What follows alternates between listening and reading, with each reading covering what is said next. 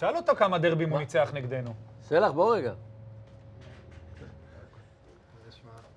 נעשה לו חיבוק עם המעיל או בלי המעיל? כמה דרבים הוא ניצח אתכם? אי פעם ניצחתם את מכבי בדרבי? יש לי סימנים עד היום בגוף ממנו.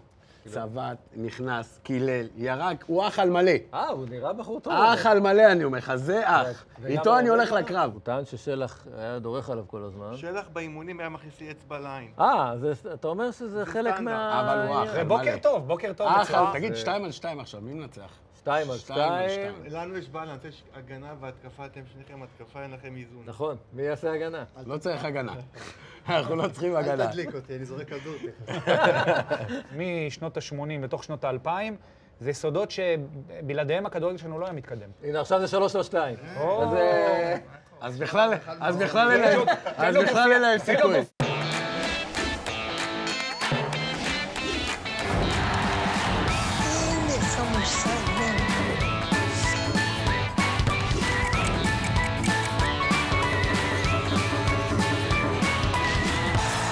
כל שחקן שהיה מגיע לפעמים היה רואה את דרור, היה נותן פול כדי שיהיה לו אבק, הוא היה משתגע ולא מדבר. היית מוביל כאילו? אחריך, תמיד צעד אחריך. יצאתי עם דרור מהזה, שוטרים, הגנה, רצו, אני לא יודע מה רצו לעשות. איפשהו, עד היום בתת מודע שלי, אני זוכר, אני שומע את הקול של דרור, שלח תישאר, שלח תישאר. כל האספה כולם בוכים לצחוק, ואני בוכה. אתה זוכר את זה? בטח, מה? הוא אומר לי, מה אתה עושה? זה הבקבוק שלו. אמרתי לו, סליחה, זה הבקבוק שלך. הוא אומר לי, מה אתה עושה? הוא הפיני, אל תתפשט לידי. באתי לאימון למחרת, ואני רואה לי בגדים בתא. ואז אני שואל, מה? אמרו לי, הדרור אמר לא לשים לך בגדים. אמרתי לו, מה? עמד הקהל של הפועל תל אביב, עמד הקהל של מכבי תל אביב, רגע לפני דרבי, שאין שנאה ספורטיבית יותר גדולה מזו, וכולם עמדו ומחאו לאיש הזה כפיים, זה היה וואו. אני סימנתי לעצמי את המטרות. צריך לסמן לו מטרה, תגיד. ואני סימנתי להם את המטרות. דרור קשטן. כן. אני לפני חצי שנה או שנה ביקשתי שיבוא לתוכנית. מעניין, מה הייתה התשובה שלו? הוא היה מאוד ציני, אבל בנחמדות של, אוקיי, יש גם אחרים, ניתן לאחרים. ואתה כן הצלחת לפני שנתיים, מתי זה היה? לפני 5 שנים. לפני 5 שנים, אירוע מופלא, יום הולדת למושיק תאומים. איך קשטן מסכים? אני חושב שהוא הראשון שאמר כן. ולמה? כי זה לא היה לתקשורת, זה לא היה... הוא לא בא להתראיין על עצמו, אלא הוא בא לכבד. הרבה פעמים יש אנשים שלא רוצים להתראיין על עצמם. אוקיי? לא כי הם צנועים, כי הם לא רוצים לדבר על עצמם. דרור לוקח אותך ב-2001 להפועל? כן. כאילו מתקשר ואומר, יאללה, בוא, תעבור את הכביש. עשיתי ניתוח בשרי בטן, סיימתי את בביתר, דוקטור לוינקוף, שהוא חבר של קשטן ככה. באמצע הניתוח הוא אומר לי, יאללה, תבוא להפועל וזה. וככה התחיל, ואמר לי, דרור רוצה אותך, ואז באתי לשנה הזאת, כן, של מסע הקסם האירופי. והנה אוסטרס, מחלץ את הכדור, אוסטרס! ובועט פנימה! אוסטרס מפקיע! 1-0 להפועל תל אביב! איפה הפסגה של דרור בחדר ההלבשה בקמפיין הזה? הוא היה יודע, תבין את המעברים, כמו שמכבי חיפה היום, מכבי תל אביב היום, שצריכים לעשות את המעברים מהקבוצות הגדולות, מאצטדיונים מלאים, פתאום לבוא לשחק, אני לא רוצה להגיד נגד לזלזל באיזה קבוצה כזאת אחרת, עם אצטדיון עם 3,000 אוהדים. ההכנה הנפשית, המנטלית, הפסיכולוגית, היא מאוד קשה, ודרור היה יודע לעשות את המעברים האלה. אז לא היה גם את כל הטכנולוגיות של היום. הוא היה עושה לנו הכנות לקבוצות באירופה, ברמה הוא היה מדפיס לנו תמונות ואת התכונות של השחקנים שלהם, תולה לנו, היינו מגיעים לקבוצות, שזה לא היה נהוג אז ברמה הזאת כמו היום, טיפ-טופ על כל שחקן, על כל עמדה. היה לו רעיון מאוד ברור למשחק. הפתענו אותם ברמות המוכנות שלנו. כבר ידענו את הריח של הבוסם של השחקנים של הקבוצה היריבה, מרוב שהוא היה מכין לנו את כל האספות שלו, היית יודע נגד מי אתה משחק, שחקן ושחקן, האיכויות והכל. וזו הכנה שהוא היה עושה לנו במשחקים האלה באירופה הייתה מטורפת. איפה אתם זוכרים אותו הכי משתגע? היו הרי 4 ניצחונות גדולים. אני חושב שבמוסקבה. לשנקו בחוד. וטואמה מחכה להזדמנות, שולח את הכדור הזה לאוסטרס, אוסטרס יכול להגיע ולהיכנס לרחבה, אוסטרס נכבוש, הכדור בפנים, שער! אוסטרס כובש, 1-0 להפועל תל אביב! נסענו 5 ימים, אני לא טועה, בדרך כלל היינו יוצאים יומיים. עשינו הכנה. 5 ימים להיערך לכל המזג האוויר עשינו הזה אימונים שזה היה. בשלג, במינוס 10, מינוס 15. אנחנו שחקנו באותו שבוע ביום שבת. ביום ראשון כבר עלינו על מטוס, שחודש וחצי, חודשיים לפני זה, ארי הרשקוביץ וכל הצוות, דאגו לנו לכובעים, לצעיפים, לכל הדברים הטרמיים, שגם לא היה בארץ לקנות, כי אף אחד לא מוכן לזה. ובאנו לשם מוכנים. בסופו של דבר הבאנו תוצאות. אחרי החגיגות אחרי או חגיגות שבאמת היו... לא, החגיגות של אחרי זה, אבל ההכנות של זה, זה מה שהביא את זה. אנשים נשארו עם טייץ. אני נשארתי בלי חולצה. כן. אני ויגאל אמטדי אנחנו במינוס 15, משהו כזה. בנובמבר. כן, גם דרור שם באמת הרשה לעצמו לחייך יותר מהרגיל. התחלנו בארמניה נראה לי, ואחר כך עברנו לטורקיה, ועם הדרכון שלי שלא... שכחתי אותו בשדה, והטיסו את הדרכון לטורקיה, ואני מחכה בטורקיה בשדה תעופה. טסת בלי דרכון. טסתי בלי הדרכון. אז היית יכול לצאת מהארץ, לא מראה זה היה מטוס של הקבוצה. הגעתי, נוחת בטורקיה, אין דרכון. ואז השארתי אותו בשדה באיזה חנות שם. מושיק תומים ישר אח שלו, משהו באלעל. הטיסו את המטוס לבד, בביזנס יושב את הדרכון. כן. חיכיתי בשדה, בינתיים התחילו את האימון מסכם שם, הצטרפתי באמצע. ואחר כך צ'לסי וכל זה. אתה רואה כל הזמן את דרור, כל פעם בשמיים. כאילו, אתה מצליח לעבור את אלה ולעבור את אלה עושים עד היום על שמעון? בטח, רק תגיד על מה, תזכיר לנו על מה. לא, שמה, שהוא החטיא את הפנדל? לא, עם השער העצמי. לא, אתה יודע, זה חלק. קודם כל גול גדול. קלאג'ה בצד שמאל, הכדור חוזר לאינזאגי, וזהו שער עצמי. שער עצמי, מעלה את מילאן ליתרון של 2-0. שמעון גרשון, הקפטן. גרשון, אתה גדול בסן סירו. אתה לא מכיר את זה? תשמע, אני חייב להגיד לך את האמת. יכול להיות שיר של חיפאים, יכול להיות. אוקיי, כן. אני לא יודע איזה קבוצה היינו כל השנים האלה בלי שמעון. שמעון באמת היה אחד הבלמים הכי גדולים ששיחקתי איתם, והיכולת שלו באמת להיות הבעל הבית, האחראי, הטכני, האינטליגנט, והוא מצד אחד היה מאוד בוגר בהתנהלות, מצד שני הוא היה עדיין צעיר באופי שלו, אז גם אנחנו יותר התחברנו אליו. הוא שידר כל הזמן וייב חיובי וטוב, ובאמת, הרגשנו שיש על מי גם קפטן צעיר, וגם מצד אחד יש לנו את הצעירים. מצד שני יש לו את יוסי אבוקסיס, יעקב הלל, ובוא, שחקן בן 25, יש לו את הצעירים כמונו, ויש לו ותיקים כמונו. איך מתנהלים? עם מי הולכים? בוא, לא מעט פעמים, גם אני וגם עומרי וגם סלים, היינו רבים עם הוותיקים יותר, ולא היה... והשמעון היה צריך להיות באמצע. שמעון היה הבלנס. תעצרו נשימה, תחזיקו אצבעות. שמעון גרשון, שער! הוא כועס עליך עם צ'לסי? זאת אומרת, ברגע שאתה לוקח את הכדור, הכדור, לא, מה אתה עושה? לא, השחקנים כעסו עליי במגרש, כאילו, שמעון ושחקנים כעסו עליי, תשמע, מה אתה עושה? אנחנו מובילים 1-0. אמרתי להם, חבר'ה, שבוע הבא שם 50,000 על הראש שלנו עם 11 שחקנים, לא 10 שחקנים. אמרתי, אם יש צ'אנס, זה שנעשה עוד גול ונבוא לשם, נעצבן אותם, וזה מה שקרה בעצם. אנטבי מנסה להשתחרר, נותן את הכדור עכשיו לעומרי אפק, נגיעה ראשונה. הכדור של אבוקסיס. מעלה את זה עכשיו, תשטה!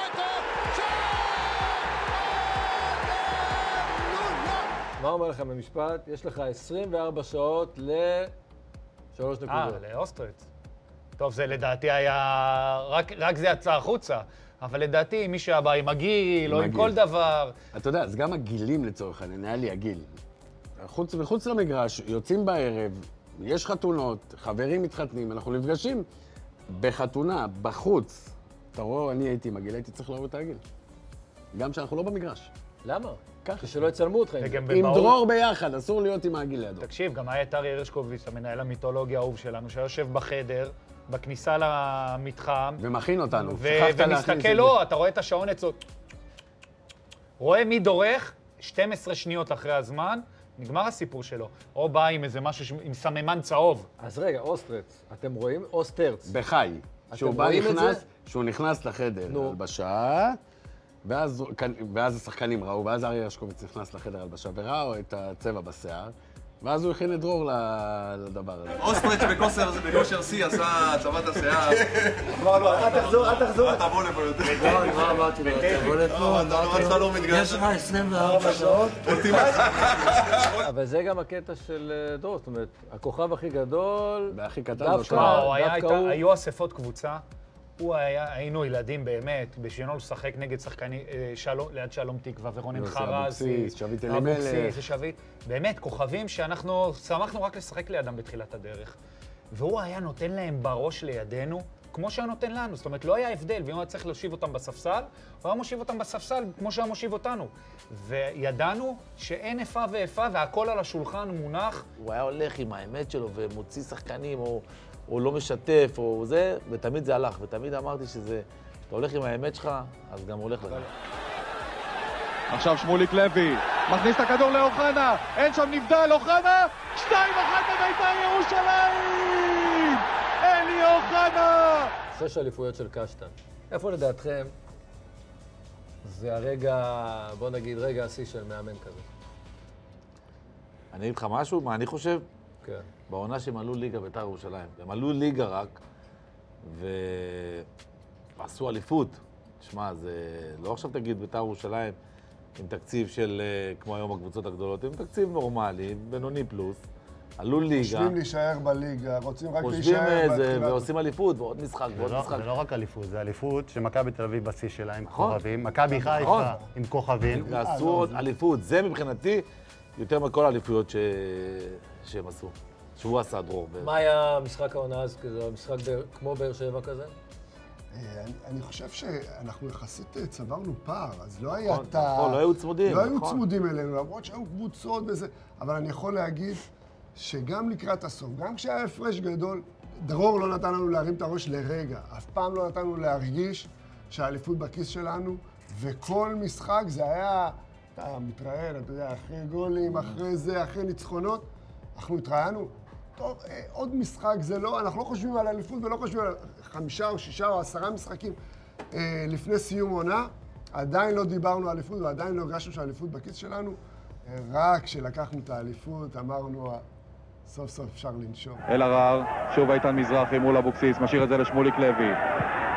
אי הבנה עם איתן מזרחי, לא! הוא מנסה לבד, זה בידיים של דיין. אני דווקא זוכר משחק שהייתי פצוע. כל השבוע אני לא מתאמן. שבת מגיעים למגרש, אומר לי, לא מעניין אותי כלום, אתה משחק במשחק הזה. אני אומר לו, תקשיב, לא התאמנתי כל השבוע. אני הולך צולע למגרש, הוא אומר לי, תקשיב, אתה עושה חימום, אתה בודק, אתה לא מרגיש טוב, אתה יושב. אני עולה, כמובן שיש 20,000. כל האווירה, 12,000. 12,000 בטדי. לא הרגשתי כאבים.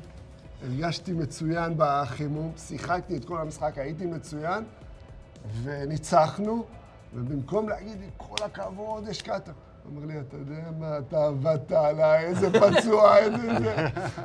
אותך הוא הציל מניתוח, נכון?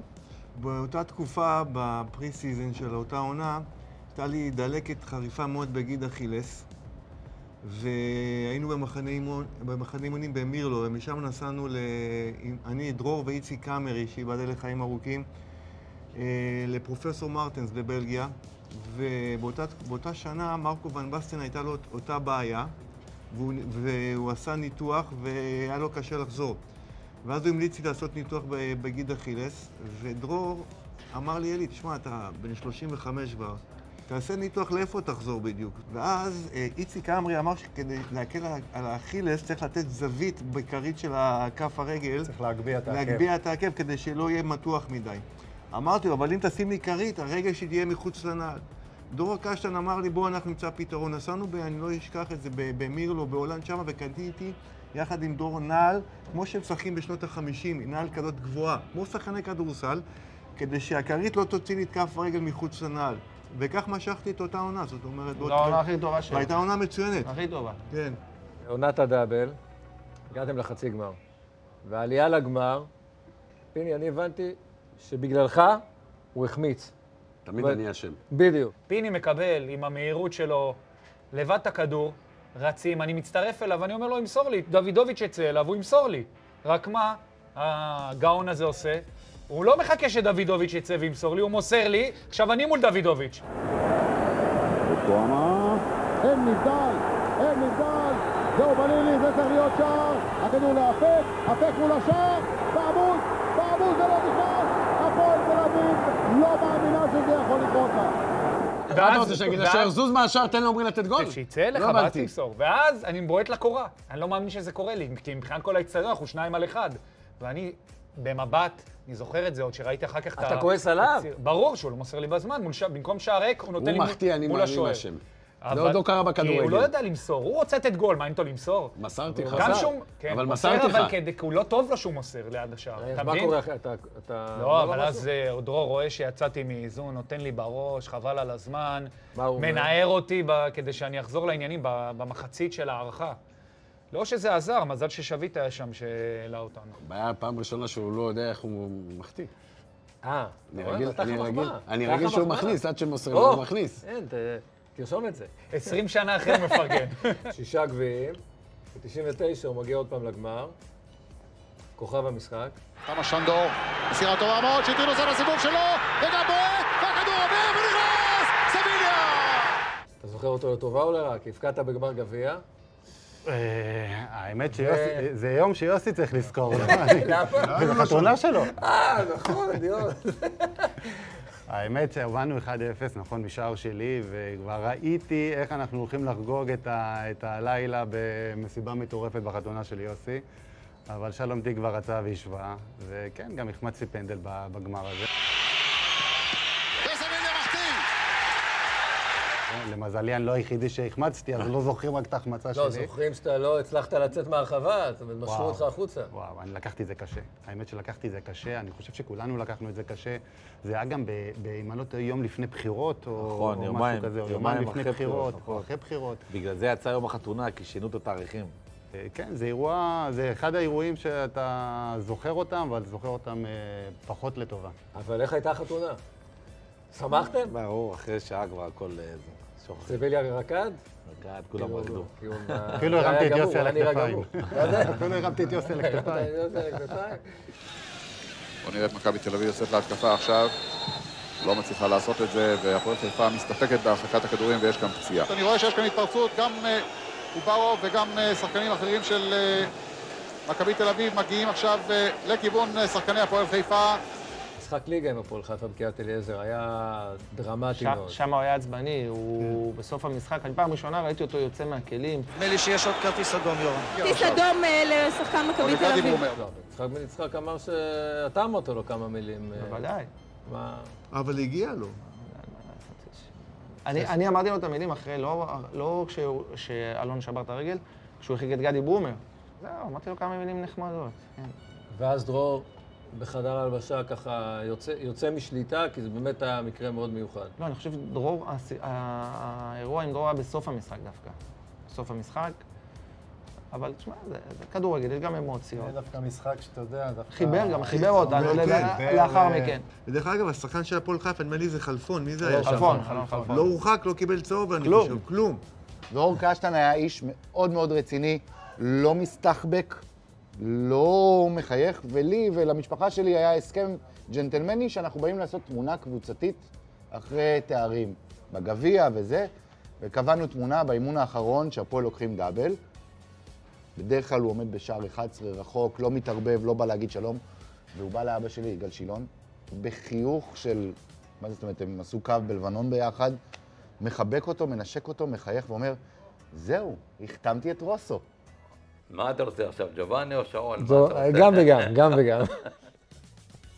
נסעתי, הוא לא ידע בכלל שבאתי. קראו לו, הוא בא.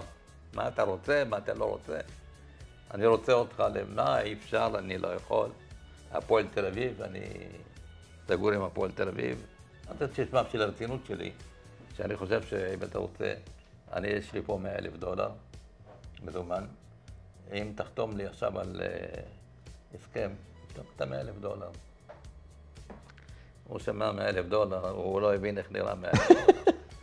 אז אמרתי לו, אמר לי, איפה? אמרתי לו, פה, בכספת. אפשר לראות? אמרתי לו, כן. פתחתי לראות את הכספת. ידעתי לו את הכסף. הוא ראה את זה, אמר, טוב, תכין חוזה. דרור היה אז בהפועל תל אביב, והיה תאומים.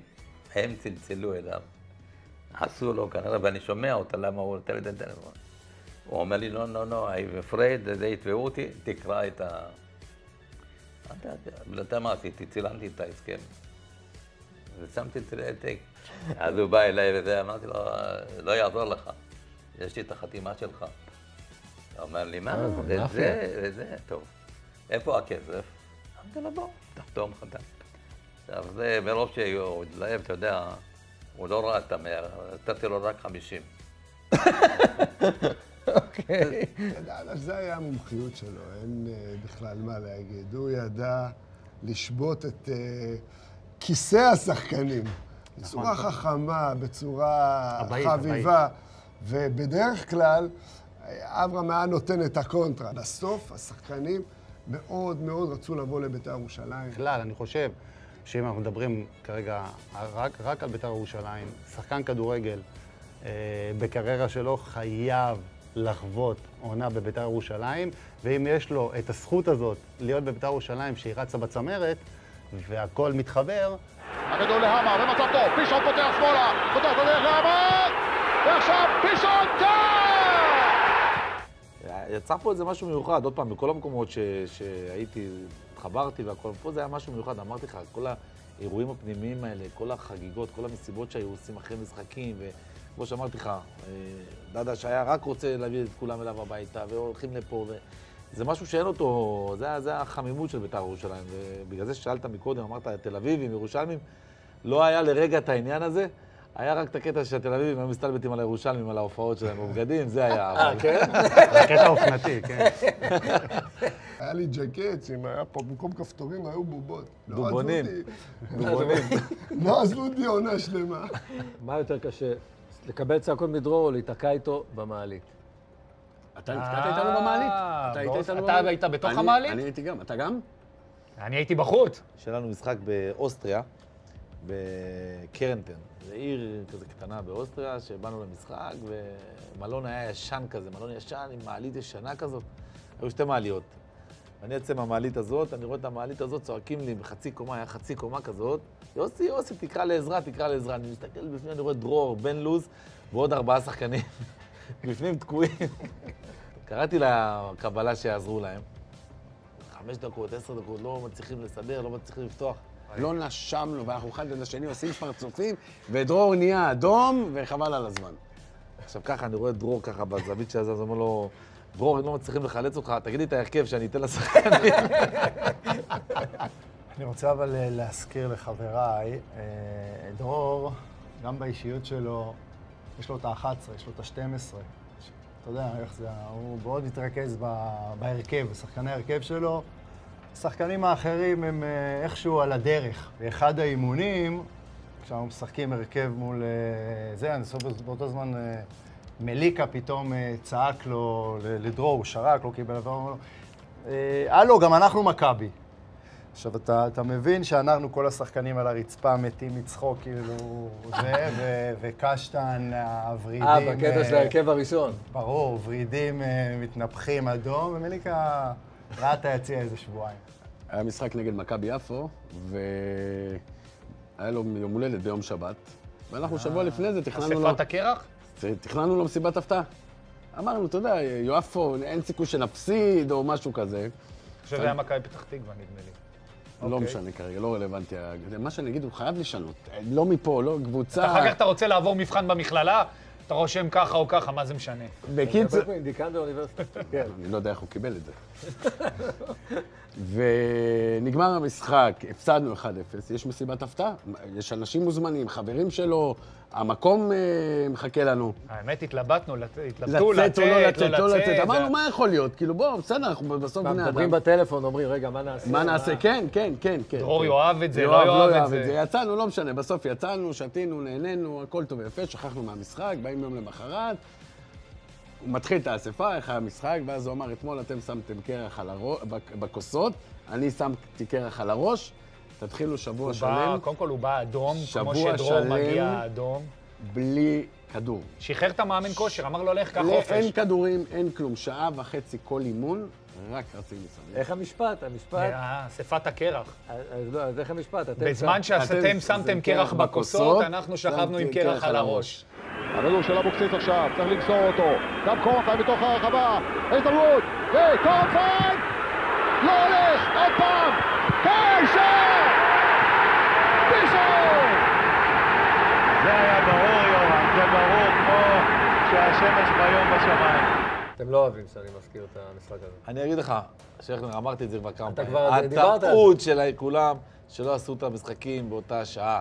עשו את הפועל ירושלים, שיחקו אם אני לא טועה עם באר שבע, ומישהו שם ירד ליגה, ואז בית שאן שיחקו נגדנו, הובילו במחצית, לא, היה 1-1 במחצית, ועלו במחצית השנייה שהם נשארו בליגה. כן, בלי אנרגיות. בלי אנרגיות. פשוט. זה הטעות שהייתה, בגלל זה היום עושים כולם את השעות אחידות. שים לב, אף אחד מעולם לא הרבב אותו בסיפור הסרוכים. מעולם לא, כי כנראה שהבן אדם שבו והפיגורה שבו היא כל כך מעבר. הקהל פורץ למגרש מעל הגדרות, אף אחד לא מצליח לעצור אותו. בית"ר ירושלים עולה ליתרון של 3-2. אם לא היינו מנצחים את המשחק, אני חושב שהיו מדברים על המשחק הזה בצורה אחרת. כן. אם לא היינו מנצחים את המשחק הזה. מה שלי זכור מזה, אני מדבר על דרור, אני יצאתי בכרטיס אדום, היינו ב10 שחקנים 1-0 לבית שאן, ואם אנחנו מקבלים את הגול, זה שנייה 2, זה היה פנדל, נכון, והחמיצו את הפנדל. בועט את זה לעננים. ואז עשינו 1-1.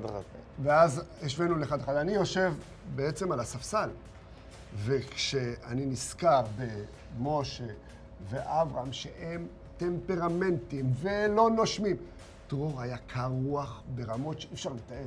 אני הייתי 3 דקות על הכתפיים של האוהדים. אז זהו. אתה יודע שאני גם התלבשתי באותו משחק מהנוער? לא. זה המשחק הראשון שהתלבשתי בבוגרים בהפועל תל אביב, מלי כהן. זה המשחק האחרון של העונה. נכון, לא התלבשת כל העונה? לא, הייתי בנוער. הייתי בנוער. בושה. אני לא הייתי טאלנט כמוך. זה בושה. לא יודע למה הביאו אותך, ושתהיה בנוער. הוא היה כוכב מגיל 16. טעות. הוא מגיל 16. טעות, נולד כוכב. נכון. אז זה לוקח אותך. אתה היית על הכתפיים. אתה איפה היית?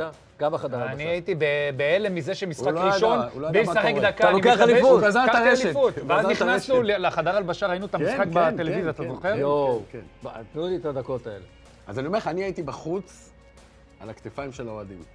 ואז אמרו עוד, המשחק עוד לא נגמר. אז הורידו אותי, ואז נכנסתי לחדר הלבשה.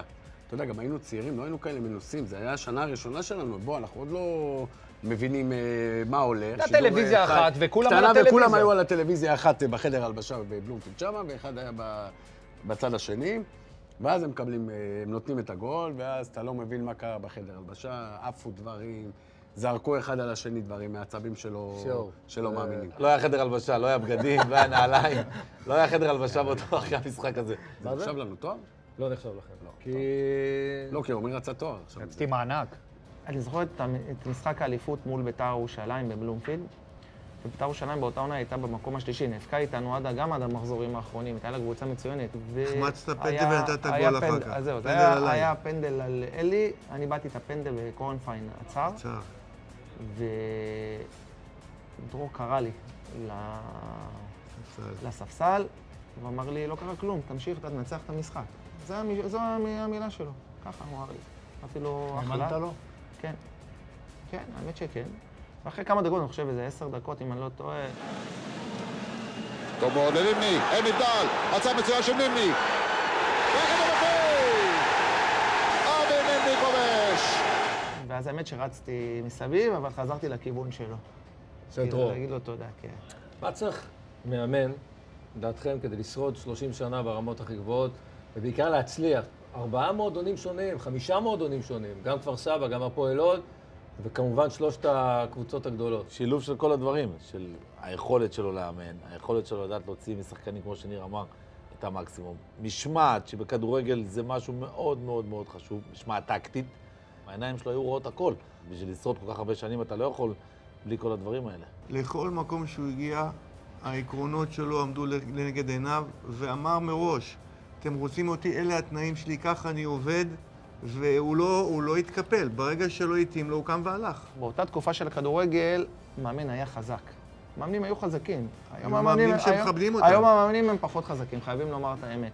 ומאמנים אז, אם למשל לא עמדו בתנאים שלהם, הם היו הולכים. והיו משאירים את הקבוצה ככה. וקבוצה, למשל, כמו מכבי תל אביב וכמו הפועל תל אביב, לא הייתה רוצה שפתאום קשטן יעזוב באמצע השנה, בגלל שלא עושים לו ככה, או מתערבים לו, מפריעים לו. אני חושב שדרור ידע לסחוט את היכולת של כל שחקן ישראלי. אני שם דגש על המילה שחקן ישראלי. שחקן ישראלי חייב מאמן כמו דרור קשטן. נכון. כי בסופו של דבר, השחקן הישראלי, יש בו את הקטע של הפינוק. עובדה שכמעט כל השחקנים הישראלים שעברו אצל דרור קשטן עשו עונות מדהימות, ואולי עונות שיא של... אם אנחנו נעבור על כל השחקנים בעונות שהוא שיחק, אתה תראה שרוב השחקנים אלה היו עונות שיא שלהם בתקופה שהם שיחקו אצל דרור. לסיום, איזה רגע מרגש שאתם זוכרים? דמעה. לי יש רגע מיוחד, לאו דווקא שהייתי שחקן, אבל כולם יודעים על היחסים המיוחדים בין אבא שלי לבין דרור. ולי יש תמיד מול העיניים נקודה או זמן שהוא מאוד משמעותי, שבית"ר לקחו את האליפות הראשונה, ויש תמונה בעיתון שאבא שלי בא עם פרח צהוב לדרור ונותן לו נשיקה. נכון, ראיתי את זה. אתה יודע, זה טירוף ואנרגיות וקהל, ואנחנו מדברים על משחק כדורגל, הוא בא אליו עם פרח ונותן לו נשיקה, וזה המחיש את האהבה הגדולה ואת הערכה הגדולה ואת ההוקרה שבעצם של אבא שלי שייצג את בית"ר לדרור שבא והביא את האליפות הראשונה, וזה יושב לי מול העיניים כל הזמן, תמיד, כשאני רואה את דרור, ובטח כשאני רואה את אבא שלי. רק כשהוא היה צועק לשמוליק בספרות, אז אברהם כזה היה מבריז לו החיים, אתה יודע. לא מחכה לו. הוא היה תופס טרמפ עם מישהו אחר, כשהוא היה כועס על שמוליק, הוא היה תופס איזה שחקן, הוא אומר לו, בוא תיקח אותי. אני הייתי כועס על אברהם, שהוא לא היה בכלל, הוא אומר, שיכעס עליך, שיצעק, אבל אתה תגידי, לא אכפת לך, תראה מה הוא עושה לי. דרור לפניך. היו ימים חבר, אך הם חרפו מהר, רקדנו וזימרנו כל החיים, לחמנו מלחמות, חלמנו חלומות, היינו צעירים היחידיי, היו ימים חבר, אך הם חרפו מהר, רקדנו וזימרנו כל החיים, לחמנו מלחמות, חלמנו חלומות,